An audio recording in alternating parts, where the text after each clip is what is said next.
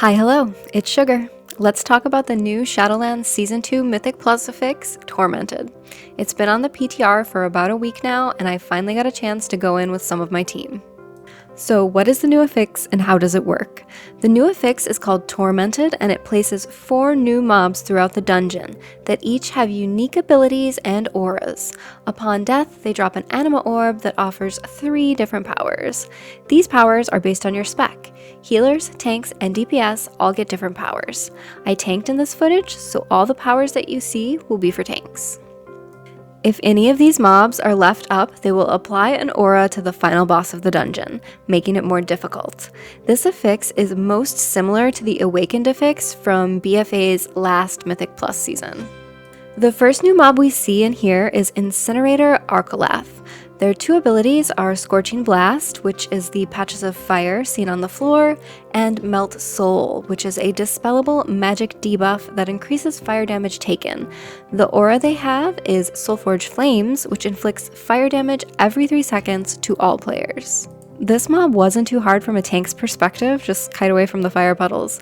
My healer was very busy with the magic dispels and spot healing anyone who was dotted. We were getting 2 Melt Souls at the same time and were only able to dispel 1. Here are the anima powers that this mob dropped for me. I don't main a tank, so I have no idea if any of these powers are good or not, but this was my selection. Next up, we had Soggodo the Breaker. Their abilities are Massive Smash, a 16-yard circle that needs to be run out of, and Lumbering Might, an enrage that also slows their target. The aura they have is Intimidation, which increases physical damage taken by 50%. As a tank, I think you'll want to either run away from the Lumbering Might or have some defensives ready. I was getting wrecked, and the only thing keeping me alive was my healer. Other than that, this one wasn't too difficult. The anima powers that dropped seemed okay. I chose the Stone Ward because the shield aspect seemed intriguing. Next, we saw Oros Coldheart. Their abilities are Biting Cold, a dot that inflicts frost damage to a player and anyone nearby for 10 seconds, and Frost Lance, a blast of frost directly in front of them. The aura they have is Chilling Presence that slows the movement of all players by 50%. The Frost Lance was very easy to dodge as a tank, even slowed. I pointed the mob away from my team and stepped through the mob easily to avoid it. I'm not really sure how the Biting Cold dot was for the others. It didn't seem to get applied to me as the tank. The anima powers that were dropped are here. Again, not a clue about these tank powers. I chose the Handbook of Uncivil Etiquette. Last, we saw Executioner Varruth. Their abilities are Decapitate, high physical damage on the tank with a short bleed effect, and Raise, high physical damage on a random player and a short bleed. The aura they have is Thanatophobia, reducing healing received by 50% to all players.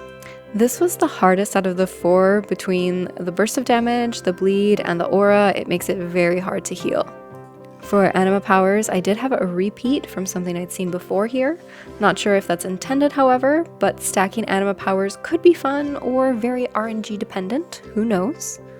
Overall, I think it's an interesting affix and has a lot of promise. I'm going to try and cover some commonly asked questions now, so on to the Q&A.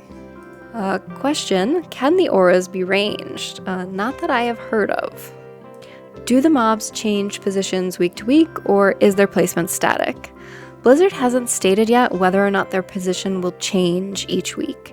If I had to guess, they would be changing weekly, like they did with the Infested Affix in BFA, but this is just a guess. Do not take my word as anything more than speculation.